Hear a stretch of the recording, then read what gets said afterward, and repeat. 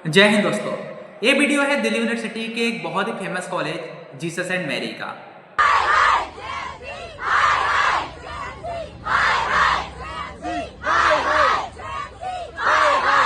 इस कॉलेज को 2024 में एनआईआरएफ से 34th की रैंकिंग मिली थी और आज इस कॉलेज के छात्र सड़कों पर प्रोटेस्ट कर रहे हैं। पता है क्यों?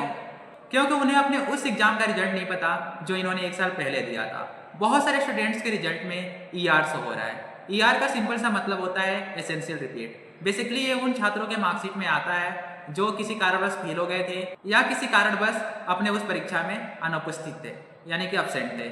लेकिन ये सारे छात्र अपने उस परीक्षा में प्रेजेंट भी थे और उन्होंने बहुत ही मेहनत के साथ उस परीक्षा को पास भी किया था, फिर भी उनके मार्कशीट में ईआर शो हो रहा है। तो यहाँ पर स्पष्ट कहीं ना कहीं जो गलती थी वो कॉलेज एडमिनिस्ट्रेशन की थी, यूनिवर्सिटी के एडमिनिस्ट्रेशन की थी। समस्या एक दो दिन की होती, एक दो महीनों से होती तो यहाँ पर कॉलेज एडमिनिस्ट्रेशन कह सकता था कि हम इस समस्या का समाधान करने का प्रयास कर रहे हैं। लेकिन ये समस्या एक दो दिन की नहीं, एक दो महीनों की नहीं, पूरे एक साल की है। कॉलेज के छात्रों को उम्मीद थी कि कॉलेज प्रशासन या दिल्ली यूनिवर्सिटी एडमिनिस्ट्रेशन उनके इस प्रॉब्लम को जल्द से जल्द सॉल्व करेगा, लेकिन कॉलेज का एडमिनिस्ट्रेशन उनके इस प्रॉब्लम के समझने के बजाय उनको ही दोबारा पेपर देने के लिए कहता है।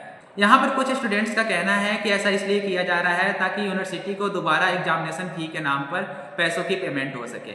ऐसी घटनाओं को देखकर हम कई बार सोचने पर मजबूर हो जाते हैं, क्या हमारे भारत में शैक्षणिक संस्थाओं का स्तर इतना गिर चुका है कि छात्रों को पैसा कमाने का एक जरिया के रूप में देखें। एक तरफ जहां छात्रों पर अगले 10-15 दिनों में कॉलेज के सेमेस्टर एग्जाम के लिए प्रिपरेशन करने का प्रेशर है, वहीं दूसरी तरफ उन्हें उस गलती के लिए प्रोटेस्ट करने पर मजबूर होना पड़ रहा है जो उन्होंने कभी किया ही नहीं है। जहां कॉलेज एडमिनिस्ट्रेशन उनकी बातों को सुनता, उनकी समस्या को सॉल्व करने का प्रयास करता, वहीं कॉलेज एडमिनिस्ट्रेशन पुलिस बुलाकर स्टूडेंट्स को डराने में व्यस्त है।